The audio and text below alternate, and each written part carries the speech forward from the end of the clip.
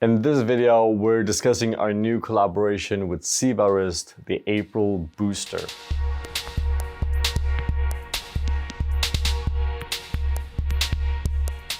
Hi and welcome. My name is Patrick Rolf and this is Coffee with April. So we're kind of back here inside in the studio because we have new products coming up. We're always very curious to see how we can improve how we use the April Brewers, and that's why we're here today.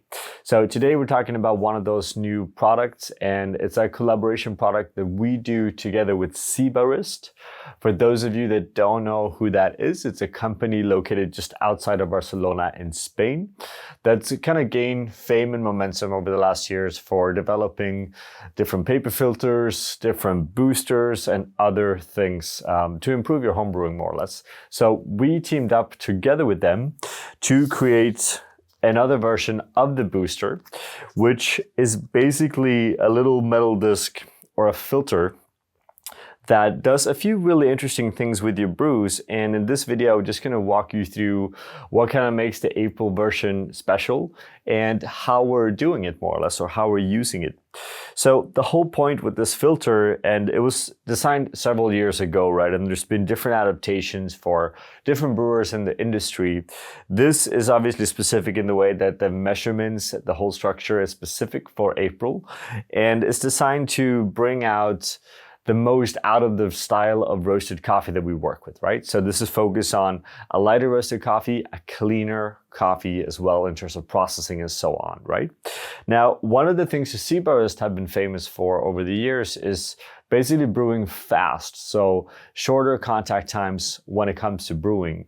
Now, we have talked about many times on this channel and in general with April that we're actually looking for slightly longer contact times because the style of roasting and the green coffee that we're working with actually benefits from that. So when we're making this product, our focus here is not going to be how can we brew faster.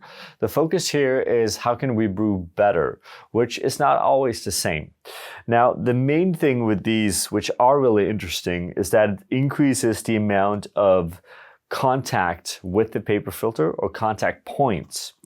So basically when we put it in the brewer, or when we put a standard April paper filter into the brewer, we have a certain contact time and contact points. When we put this in, we're actually increasing those contact points with the paper filter significantly. And what this does is that it changes how the water goes to the coffee bed. So that's really the key thing here.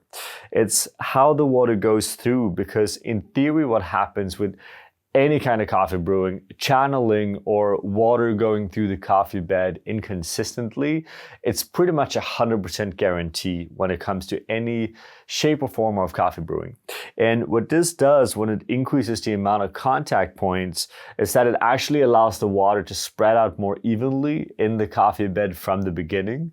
And that is then causing the water in general for the remaining part of the brew to go through more even as well, right?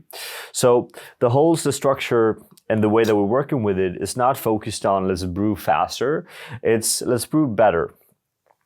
Now, does this mean that every single brew we now do, let's say in the April store or with the April Brewer, is with this booster filter? No. This is just here to increase the opportunities of what we can get out of the April Brewer. It makes our brewing more diverse, more interesting, a little bit more fun as well. So it's really about exploring how can we improve the quality of brewing and how can we make it more diverse, because we know that all of you out there are brewing different styles of coffee. We heard April are brewing different styles of coffee, and we're always looking at how can we elevate that final cup profile. And we find that having these kind of additional small tools is a great way to do that. So what we're going to do now is kind of walk you through the adaptations that we've done to the recipe when we're working with this booster inside of the April Brewers, right? So first of all, we have two different versions of it.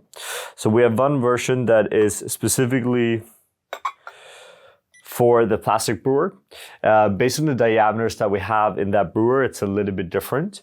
Then we have another version that is for the ceramic, for the glass, and for the April hybrid.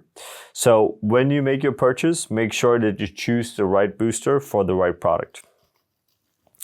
Now, in terms of brewing, what I like to do is that I'm actually going quite significantly coarser. Because again, the version of this that we have is not about having a faster flow rate. It's about making sure that it's more uniform. And if you look at the, let's say, the ceramic brewer that I have to my left here and the plastic brewer to the right, they're actually gonna function a little bit differently when it comes to the kind of added booster.